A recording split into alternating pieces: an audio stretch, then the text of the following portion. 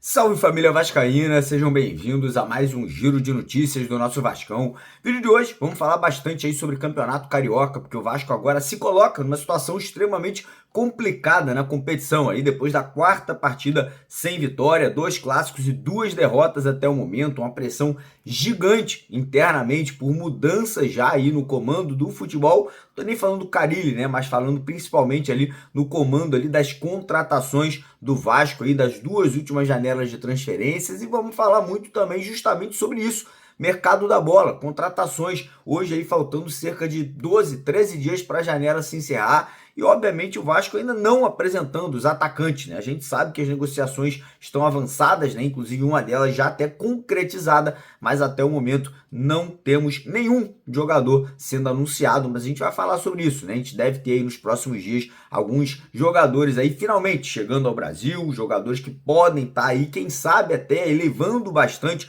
o nível, né, do ataque do Vasco. Então a gente vai trazer todos os detalhes das negociações que o diretor Marcelo Santana está lá na Europa, né, tentando concretizar, e essas possibilidades de chegadas agora já no decorrer dessa semana. Então fica com a gente até o final do vídeo para você não perder nada. Peço para você deixar o joinha, deixar o like, que é muito importante para o crescimento, para a divulgação aqui do nosso trabalho. E você, vascaíno, que ainda não é inscrito, né? Você que não segue a gente aqui no YouTube, vem fazer parte da nossa família, segue a gente lá embaixo naquele botão vermelho escrito inscreva-se, clica lá que todo dia tem vídeo, todo dia tem notícia para você aqui no nosso canal em primeira mão e sempre com exclusividade. Combinado? E antes da gente começar o vídeo rapidinho, queria fazer um pedido para a galera que é cristã, assim como eu, né? Assim, pessoas que gostam de orar, gostam aí da palavra de Jesus e do Senhor Jesus Cristo aí, para seguir o nosso canal que a gente criou. Meu primo, né? Um cara muito religioso, criou um canal que todo dia vão ter orações, bênçãos aí para rapaziada. O link tá no primeiro comentário fixado aqui do vídeo de hoje e é o primeiro link aqui também na descrição do vídeo. O nome do canal é Canto da Fé. Beleza? Então bora começar o vídeo falando do Campeonato Carioca, né? O Vasco ontem, como todo mundo já sabe, perdeu mais uma vez, derrota pro Flamengo, né? Um jogo ali, cara, que primeiro tempo horroroso do Vasco, acho que não entrou em campo, né? Um time ali totalmente medroso, acanhado, um time ali que estava totalmente com medo de perder, essa é a grande verdade, né? E não entrou em campo para jogar futebol. Segundo tempo, melhorou um pouquinho a atitude, né? O Vasco quase buscou o empate naquela cabeçada do Verratti, para mim até teve um pênalti ali no Piton não marcado, mas o Flamengo venceu merecidamente, essa é a grande verdade, jogou muito mais bola que o Vasco, né? Nos 90 minutos ali, acho que o Vasco só jogou melhor que o Flamengo durante uns 15, talvez até 20,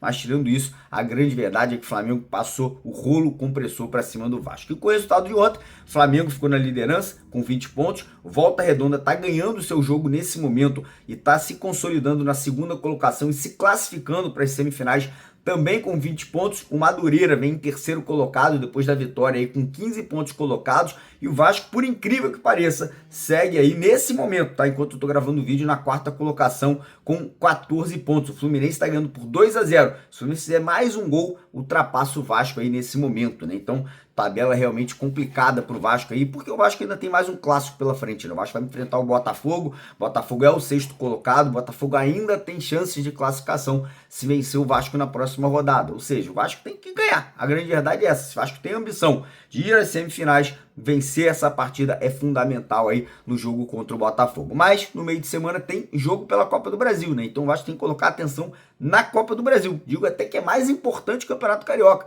paga mais, um campeonato aí de longo prazo, né? O Vasco, não conseguindo passar de fase nessa quarta-feira contra o União Rondonópolis, irmão, é crise, e falo pra vocês, apesar do Carille ainda não tá ali balançado no cargo, né? Ainda não tá com risco de ser demitido, se for eliminado na quarta-feira pro União Rondonópolis, a situação muda completamente de cenário, tá? Então, torcer para que o elenco dê uma chacoalhada, mude, né, a atitude, mude ali a forma de jogar e quarta-feira consiga essa classificação para ir com moral, ir com confiança e com uma autoestima mais alta para enfrentar o Botafogo no final de semana seguinte. Tem um detalhe, o jogo contra o Botafogo será em São Januário, em casa, né? Então a gente vai ter esse fator, né, torcida também contando ao nosso favor. Mas, seguindo o vídeo aqui agora, vamos falar de mercado da bola, cara, pressão interna dentro do Vasco, vocês não têm ideia, é gigantesca para cima do Pedrinho, para saída do Marcelo Santana, cara. O diretor executivo de futebol chegou ao Vasco aí no ano passado, né, quando o Pedrinho ali assume o cargo de presidente, de diretor da SAF, né,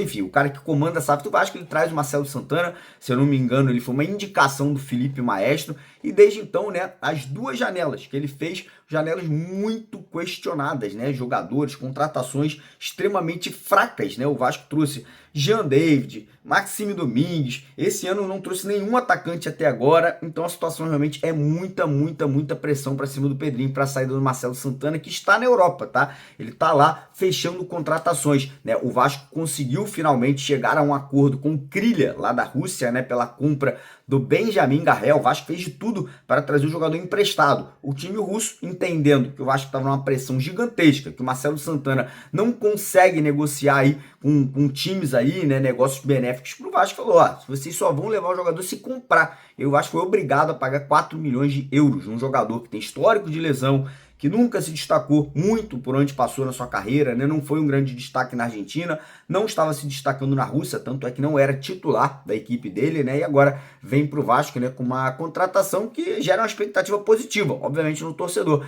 mas muitas incertezas, né? A gente não sabe exatamente qual é o Benjamin Garré que vai chegar ao Vasco, né? Um jogador de 24 anos, como eu falei, com histórico de lesão. O Vasco também formalizou, né, oficialmente uma proposta pelo atacante português Nuno Oliveira. Esse me agrada, um jogador de 24 anos, um jogador que vive um ótimo momento na carreira. Esse ano agora, nessa temporada, em 20 jogos, o Nuno Oliveira fez 9 gols e deu 6 assistências, ou seja, de 20 jogos ele participou de 15 gols da equipe dele, então realmente uma participação muito ampla, né? Ele joga no Casa Pia de Portugal, que é o ex-clube do Cleiton, lembra? O Vasco quando comprou o Cleiton, que agora está se destacando lá no Rio Ave, ele também veio do Casa Pia. Então o Vasco fez uma proposta oficial de cerca de 1 milhão de euros ali pela contratação. Não acredito que o time lá português vai aceitar essa proposta do Vasco, acho muito baixa, porque o jogador está avaliado em 4 milhões de euros.